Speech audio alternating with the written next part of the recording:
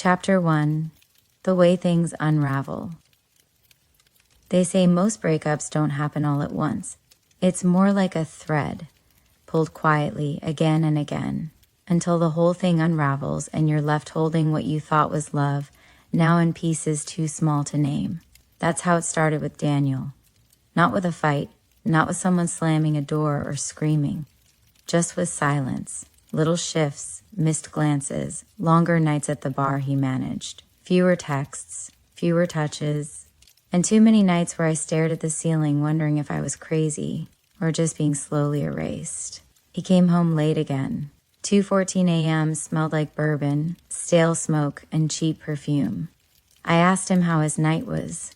He said, busy, then kissed the top of my head like he was patting a dog, and I just stood there, barefoot in a t-shirt he hadn't noticed I stole from his closet, holding my breath like maybe, just maybe, he'd see me again. The next morning, I found a message on my phone from a number I didn't recognize. Still listening to that old Bright Eyes song? The one you played the night you broke my heart? I froze. Lucas, the name hit like a bruise pressed too hard. I hadn't seen him in 2 years. Not since I found out he was sleeping with someone else while telling me I was the only thing that ever made him feel real. I should have deleted it, blocked the number, thrown the phone across the room, but I didn't. Instead, I answered, still listening, still breaking. You in town? He wrote back seconds later. For a few days, want to see you, if that's okay. It wasn't okay, but I said yes anyway. I met him the next night, same cafe, same crooked table in the back where we used to pretend we were the only ones in the world. He looked older, softer, but his eyes, God, those eyes, still had that blue that made me forget where I was. He smiled. I didn't. He reached for my hand. I didn't pull away. It wasn't romantic. Not yet. It was nostalgic, dangerous. And it tasted like everything I was trying not to admit, that I was still searching for something, that I was still angry, that maybe I wanted to feel wanted again, even if it meant touching fire with both hands. He walked me home, didn't try to come up, but at the door he leaned in and whispered, "You never stop being my favorite mistake." And I smiled like a girl who forgot she'd bled before. Chapter 2. 3 Lies We Tell Ourselves. The first lie. I can handle this. That morning, I sat across from Daniel at the breakfast table, pretending I hadn't just spent half the night remembering what Lucas's voice sounded like when he said my name. Soft, careful, like he was afraid it might shatter in his mouth. Daniel didn't notice anything was different. He scrolled through his phone with one hand, spooned cereal into his mouth with the other. No kiss, no good morning, just presence. And I hated that I'd gotten used to that kind of absence. The second lie, it didn't mean anything. Lucas's message was still open on my phone. Glad I saw you. You look good, Clara. Stronger. Still up for coffee tomorrow? No pressure. I stared at the blinking cursor in the reply field. My thumb hovered over the screen and I typed, sure, 5 p.m., same place. I didn't delete it, didn't pause. Just hit send, like a girl opening a door she wasn't ready to walk through. I didn't tell Daniel. He wouldn't have cared. Or maybe he would have, but not enough to fight for me. And I didn't want to fight. I wanted something that felt real, even if it was wrong. The third lie, I'm not like them. But here's the thing. You never think of yourself as the one who cheats. You think you're loyal, faithful, better. Until someone looks at you the way Lucas did, like you're still whole, like nothing ever broke, and suddenly you're pressing your lips to a memory and calling it hope. We met again.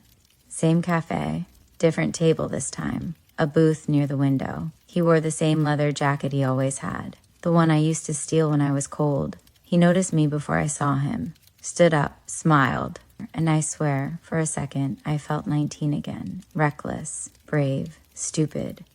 Still haunted by me, he teased. Still full of yourself? I shot back. We laughed, too easily, and then we sat, too close. Are you still with him? Lucas asked quietly. I looked down at my cup, nodded. He didn't ask anything else. Didn't need to. He just reached out and touched my hand, and I let him. That night, I went home and lay beside Daniel. His back was turned. He didn't notice the smell of someone else's cologne still clinging to my coat. I watched his shoulder rise and fall with each breath, and I wondered, how many secrets were between us now?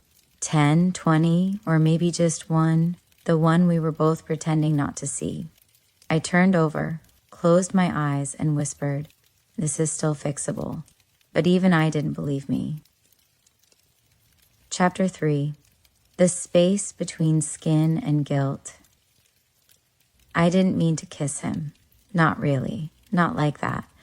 But sometimes your mouth moves before your mind can catch up, especially when the silence between you is thick and aching, especially when someone looks at you like they're remembering the shape of your soul. Lucas touched my wrist gently, just fingers brushing the skin where my pulse betrayed me. And suddenly, I forgot the rules I'd written for myself. It wasn't even passionate at first. It was hesitant, fragile, like we were testing if the ghost of us still had breath. His lips touched mine like a question, and I answered, with every inch of me screaming that I shouldn't, that Daniel still had a toothbrush next to mine, that I wasn't this girl. But I was. In that moment, I absolutely was. It didn't last long. Just enough to remind me that I still had fire inside, that I still had the capacity to want, to be wanted. We pulled apart slowly. No apologies, no confessions, just a pause that held everything we didn't say. "I should go," I whispered. "Yeah," he said. But he didn't move, neither did I. Back at home, Daniel was passed out on the couch with a half-empty beer bottle in his hand and a game still playing on the TV. I stood over him for a while, watching the rise and fall of his chest, trying to remember when I stopped needing him to see me, or if he ever really did. I thought I'd feel guilt, real, burning guilt. But what I felt instead was hollow, like the version of me that once begged for his attention had finally gone quiet. Not because she was healed, but because she was done. The next morning, Daniel was sweet. Too sweet. Coffee in bed. A text midday that said, "Can't wait to see you later." A kiss on the cheek like we weren't living inside a crack. We refused to acknowledge, and I realized something. He knew. Maybe not the details, but the energy, the shift. Maybe he had his own secrets too. That night, I stared at the ceiling again. Lucas's name glowing on my screen, Daniel asleep beside me, hand casually draped over my waist, like a claim he didn't know he'd already lost. And I thought, this is how it starts. Not with the kiss, but with the part of you that goes missing, and no one even notices it's gone. Chapter 4. Things I Can't Say Out Loud. I started writing again. Nothing big, just scraps, notes, half sentences on napkins, thoughts that didn't belong in my mouth because I was scared of what they'd sound like once spoken. Words are safer in ink. They can't hurt anyone there. Not really. Daniel makes coffee like he's trying to prove something. Lucas smiles like he's already forgiven me for everything I haven't done yet. I don't know which version of myself I hate more. The one who lies, or the one who needs to. I wrote that in the back of a receipt while Daniel was showering, and I folded it into my journal like a secret I wasn't ready to face. I kept telling myself I hadn't done anything wrong. The kiss was just a moment, a mistake, a flash of memory dressed up as desire. But the truth was messier. It was in how my breath caught when I saw Lucas's name light up my phone. How I hesitated when Daniel reached for my hand in public. How I looked for exits, even in rooms I once called home. One night, Lucas sent me a message. "I still remember how you used to fall asleep, curled like you were trying to disappear. I wanted to hold you open, Clara. I just didn't know how." I stared at it for 5 full minutes, then typed, "And now? Now I'd hold you differently. But only if you'd let me." I didn't reply. Not yet, but I didn't delete it either. Daniel came home early that night. He brought wine, Chinese takeout, a forced smile. And halfway through dinner, he looked at me and said, "Are we okay?" Just that 3 words. So quiet they barely touched the air. And I wanted to scream, "No, we're not okay. We haven't been okay in months. You stopped asking me how I'm really doing. I stopped caring if you answered, I kissed someone else. I'm thinking about doing it again. And sometimes I think we're only together because we're afraid of being alone." But instead, I said, "Yeah, we're fine." Because what else was I supposed to say? That night, I added to my journal, "The scariest part isn't the cheating.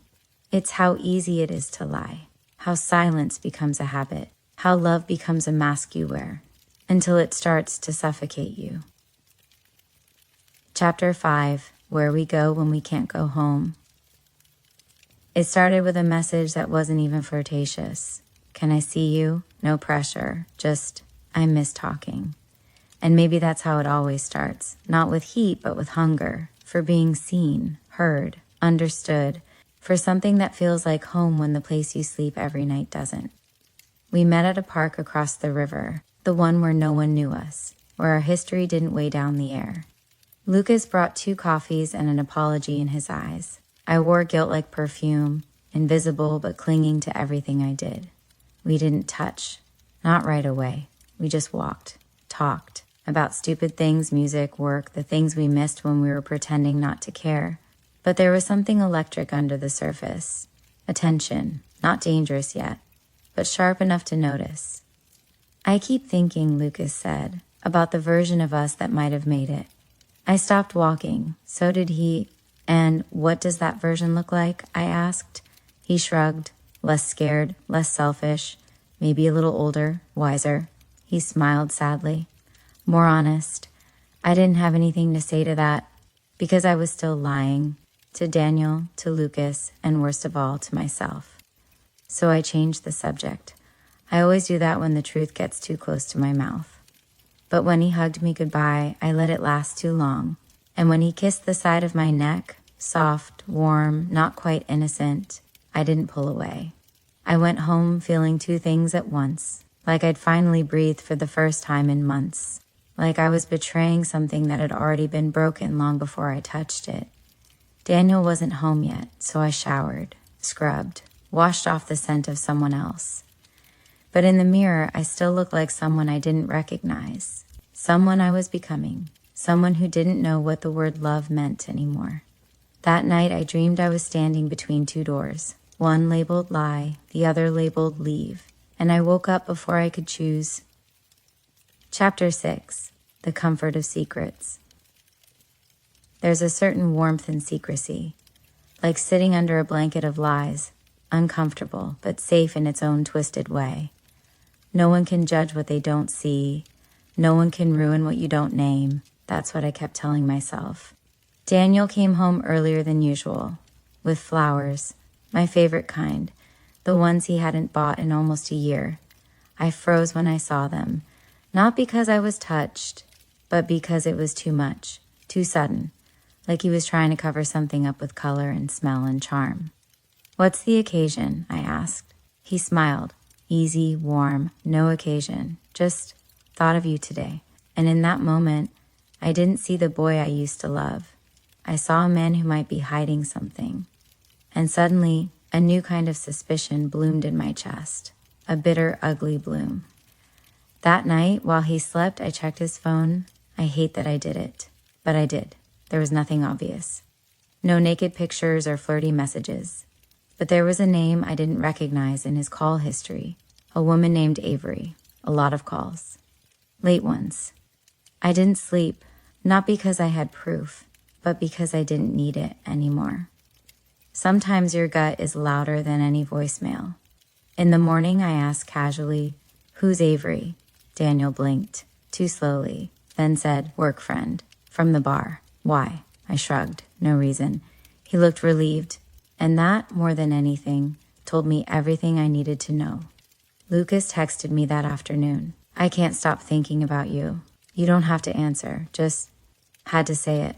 I stared at the message for a long time, not because I didn't know what to say, but because for the first time I realized we were all doing the same thing, holding on to what we didn't have, because we were too scared to let it go. So I texted back, I think I miss you too, but I don't know if I miss who you were or just who I was with you. He replied, maybe it's both. Maybe it doesn't matter. That night, I lay in bed beside Daniel again, his body warm, his breath steady, and for the first time, I didn't feel guilt, just distance and a quiet acceptance that we were no longer on the same side of anything, not even the bed. Chapter 7, where we touch without meaning to. I didn't mean to end up in his car again. Lucas had picked me up after work just for a drive, he said. No pressure, no expectations.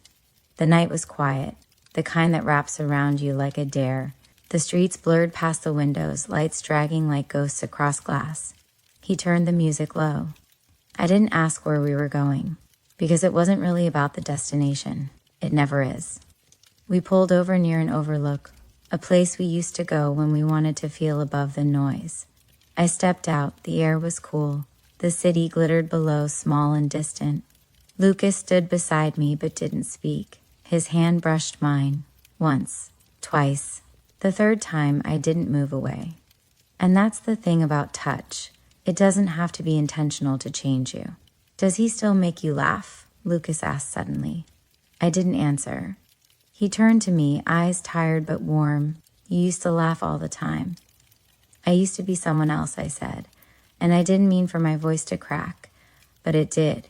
He reached out, not to kiss me, just to pull me into him, and I let him. Arms, chest, that stupid leather jacket, the scent of memory and something new. We stood there like that, not kissing, not speaking, just holding. Like maybe if we stayed still long enough, the world wouldn't notice what we were doing. And then his lips found my forehead, then my cheek, then lower, and I kissed him like I'd already burned the bridge behind me. It wasn't frantic. It wasn't even lustful. It was tender, like we were apologizing to each other with our mouths. And part of me wanted to stop, but a louder part said, this is what it feels like to be wanted again. I went home after midnight. Daniel was awake, sitting on the edge of the bed, scrolling his phone. He looked up at me like he'd been waiting, not with anger, just something unreadable. You okay? He asked. I nodded. Yeah, just tired. He didn't press, didn't ask where I'd been. And that hurt more than if he had. Because silence is its own kind of betrayal. One you grow around like a wound you stop noticing. Chapter 8. What we pretend not to know. It's strange how quiet betrayal is. Not loud, not explosive. Just a slow unraveling of the everyday, until the threads you held on to slip through your fingers like they were never there at all. Daniel started working later. At first I told myself it was nothing, that it was just the bar getting busier, that he was tired, distracted, stressed. But I noticed the small things. He shaved more often, started wearing cologne again, picked up a new shirt that still had the tag on when I saw it in the laundry. Then there were the texts. He kept his phone closer now, turned it face down on the table, jumped slightly when it buzzed. One night I heard him in the bathroom talking softly. I stepped closer to the door and held my breath. His voice was low, warmer than I'd heard it in months. No, I miss you too. Just a few more days. I know. Silence, then a soft laugh. A tone I hadn't heard from him in a long, long time. I backed away before I could hear more, because I already knew enough. And here's the thing, I wasn't angry. Not really, just relieved. Because now I didn't have to feel like the only liar in the room. At dinner, I didn't mention it. I asked about work, and he told me half-truths. I smiled, nodded, drank my wine too fast. We made it through the whole meal without touching. Later that night, I stood in front of the mirror, brushing my teeth, staring at a woman I barely recognized. She looked composed, neat, boring. But inside, she was a hurricane of contradictions. Someone who loved two men and trusted neither. someone who cheated and been cheated on, someone who used to dream about a life that didn't feel like pretending. I wrote in my journal that night, I used to believe love could fix anything. Now I think love is just the prettiest lie we tell ourselves to stay warm in the dark. And I'm cold anyway. Lucas texted me before I fell asleep. Still breathing, Clara? I typed barely. Come over tomorrow. Chapter 9. The truth doesn't wait forever. I woke up already tired, like my body knew what the day was going to cost me. Lucas would come later, but first, there was Daniel. Still here, still pretending, and I couldn't do it anymore. He was in the kitchen, pouring coffee. His hair was messy, his shirt wrinkled. He looked like the boy I once fell in love with, and nothing like the man I'd become a stranger to. Daniel, I said quietly. He turned, eyebrows lifting slightly. I watched the subtle tension in his jaw. Yeah? I didn't breathe as I said it. We need to talk. That phrase. That dreaded, overused, obvious phrase. But it did what it always does. It dropped a silence into the room like a weight. I know about her, I said. His eyes didn't widen. He didn't deny it. He just exhaled, like a man who'd been waiting to be caught. How long, I asked. Clara, he said gently. How long? He hesitated. A few months. I nodded. No tears. No screaming. Just a cold, final kind of calm. I wasn't mad. I was free. He moved to say something else, but I held up a hand. No, just don't. We're both tired, Daniel. We both know we haven't been okay in a long time. His shoulders sank, and for the first time in months, he looked at me. Really looked. I didn't mean for it to happen, he said. Neither did I whispered. He blinked. The meaning hit him slower than I expected. You? I nodded. There it was. The ugly symmetry. Two people, both unfaithful, both pretending to still be partners, when really, we'd just been roommates in the same slow collapse. We didn't argue. Didn't throw blame like grenades. We just stood in the wreckage, tired, empty, relieved. Do we end this? He asked. I think we already did, I said. We didn't decide anything that morning. But when I left the apartment an hour later to meet Lucas, I took my toothbrush and half my clothes. Just in case. Because sometimes the truth doesn't come with a dramatic ending. No explosions, no screaming, just a quiet understanding between two people who finally stopped lying. Chapter 10. When You Choose the Fire. Lucas opened the door before I knocked. He knew I'd come. His expression didn't ask questions. Didn't search for explanations, just saw me, disheveled, distant, raw, and stepped aside, like I was someone returning to a place I was never supposed to leave. I didn't say anything. I dropped my bag by the door and walked into his apartment like it still remembered my name. It was cleaner than I expected. Dim, quiet. The only sound was my heart beating too loudly in my own ears. He stood there, hands in his pockets, watching me like I might disappear again. I ended it, I said. A pause. With Daniel, I added, like it wasn't already obvious. Lucas blinked, slow, careful, and then he exhaled. The kind of breath that only comes when you've been holding too much for too long. I wasn't going to ask, he said gently. I know, but I'm glad you told me. I stepped closer. My voice was barely there. I don't want to lie anymore. Then don't. He reached out slowly, like approaching a wild animal that had been hurt one too many times. His fingers brushed my cheek. No urgency, no greed, just presence. And I kissed him.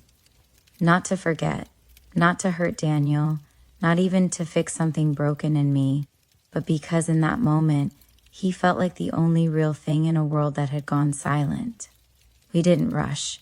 Every button, every breath, every inch of skin touched like a question. Are you still here? Do you still feel this? Are we still real? His hands didn't search me. They remembered me. And when we came together, slow, desperate, reverent, it didn't feel like sex. It felt like survival, like forgiveness, like a second chance at something we both thought we ruined. After, we lay tangled in silence. The kind of silence that doesn't ache. The kind that says stay. Lucas traced my shoulder with his fingertip. I don't want to be the man you settle for because someone else broke you, he whispered. I turned my face to his. You're not. And for once, I meant it. Not because he was perfect, not because we were healed, but because we'd finally stopped pretending. And that was more intimate than anything we'd done with our bodies. Chapter 11. The morning after isn't always light. The first thing I noticed was the silence. Not the painful kind I'd grown used to with Daniel, but the soft, weightless quiet of a room where nothing was being hidden. I blinked my eyes open to soft morning light slanting across Lucas's ceiling. His arm was around me, his breath slow, steady against my neck, warm, present, and yet something inside me was not still.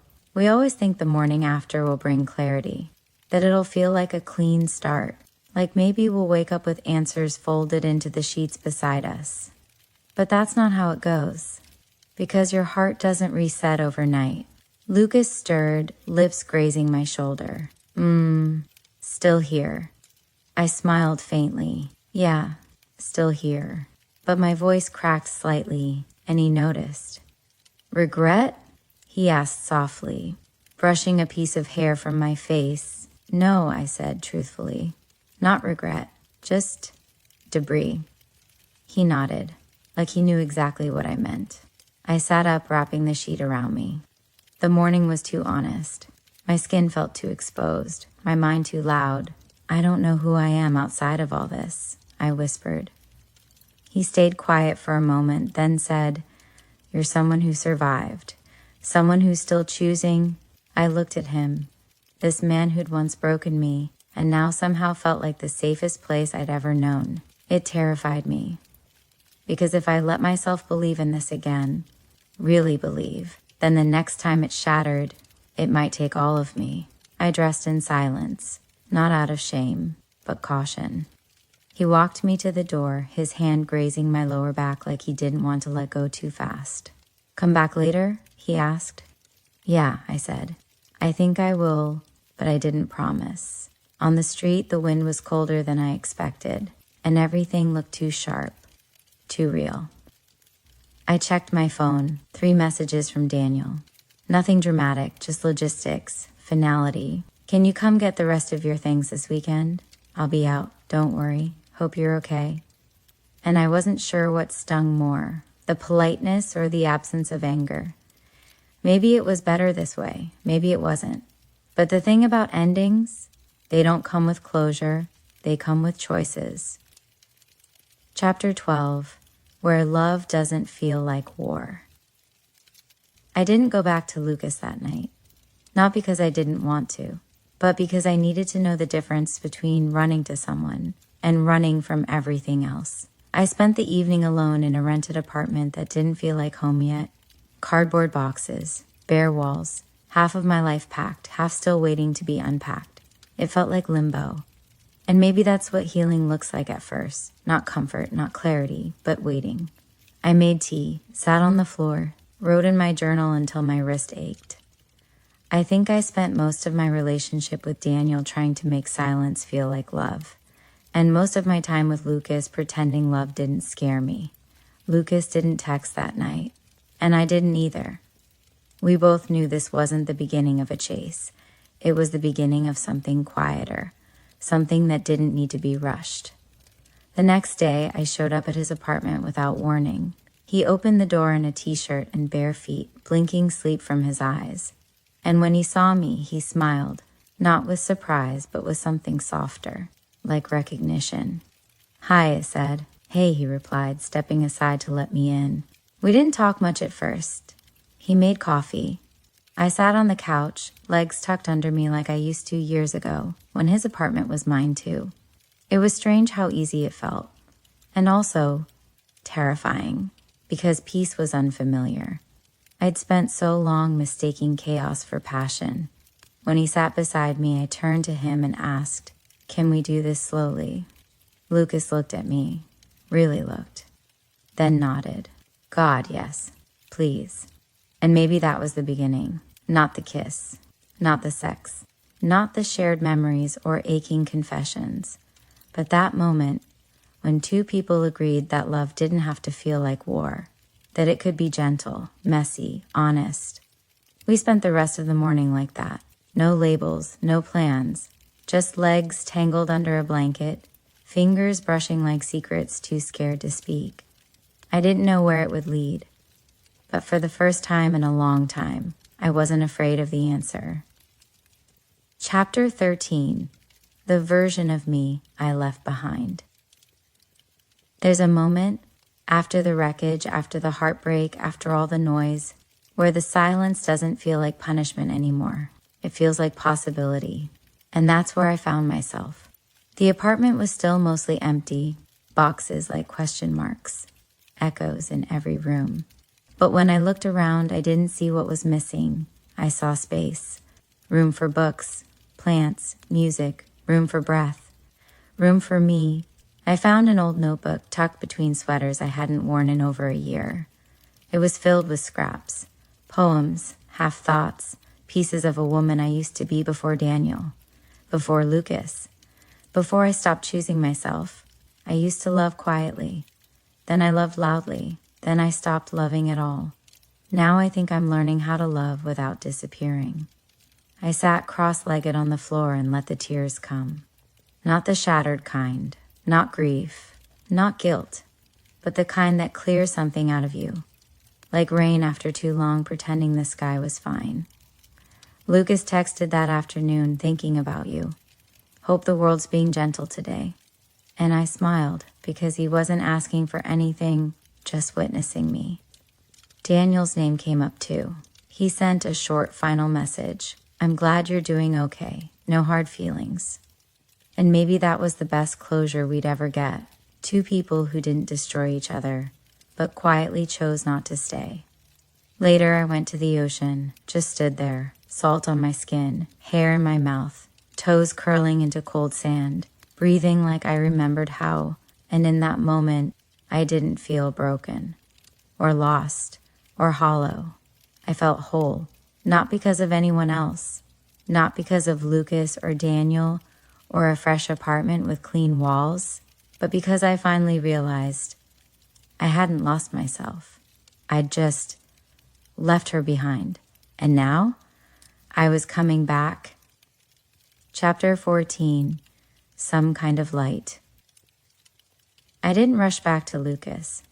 I let a week pass, a week of waking up alone, making coffee with both hands, letting music play without skipping the sad songs, a week of remembering that stillness isn't the same as loneliness. And when I finally did walk to his door, it wasn't with butterflies, it was with breath. He opened the door like he'd been hoping, but not waiting. His smile was easy. Hi. Hey, I said. Can I come in? You always could. We sat on the couch, the distance between us no longer heavy, just patient. He handed me tea without asking how I take it. And he didn't ask where I'd been. Not because he didn't care, but because he trusted that when I was ready, I'd tell him. I've been figuring out who I am without the noise, I said finally. He nodded slowly, and I smiled. I think I kind of like her. Lucas reached over, slowly, always slowly, and took my hand. Then that's the woman I want to get to know. No one tried to fix anything. We didn't rehash the past. Didn't write some false fairy tale ending. We just sat there, our hands tangled, our silences soft, like we were both finally learning the language of quiet love, the kind that doesn't scream or burn, but glows. Later, we walked to a corner market for wine and chocolate. Not a date, just a moment. And when it started raining halfway home, Lucas took off his jacket, held it over both our heads, and laughed. A full laugh. Free. Unburdened. I looked at him under the flickering streetlight, raindrops clinging to his lashes, and thought, this is what it means to begin again. Not from scratch, but from scars. With someone who isn't trying to heal you, just hold your hand while you do it yourself. And for the first time in years, I didn't wonder if I was being loved right. I just felt it, like warmth through the cracks, like some kind of light. Chapter 15, what we do in the light. It's been 7 months. Sometimes that feels like a blink, other times like a lifetime. But mostly it feels like something that's mine, not borrowed, not owed, not broken, just mine. I still live alone. The boxes are gone. The walls aren't bare anymore. There's a plant I haven't killed. Books on every surface. Candles that smell like morning. The kind of life that doesn't scream for attention, just hums quietly in the background like music you forgot you loved. I see Lucas most weekends. Not always overnight, sometimes just for coffee, for laughter, for something unspoken that doesn't need definition. We don't say forever, we say here, we say now. And that feels like enough. Daniel and I haven't spoken since we returned each other's keys, but that chapter closed like it needed to, gently, with no more damage than we could afford. I don't hate him. That might be the biggest miracle of all. I write more now, not just journals, but essays, a column, small pieces about honesty, heartbreak, and beginning again. People read them. Sometimes they write back, it's like you were inside my head. I thought I was the only one, and I answer the only way I know how. You're never the only one. We all break. We all rebuild. You're just in the middle of the story. This morning I stood by my window, coffee in one hand, the sun stretching slowly across the floor. And I thought, this is what we do in the light. We show up, we speak, we stand in front of our own reflection and say, you, yes, you. After everything, you're still here. And maybe that's enough.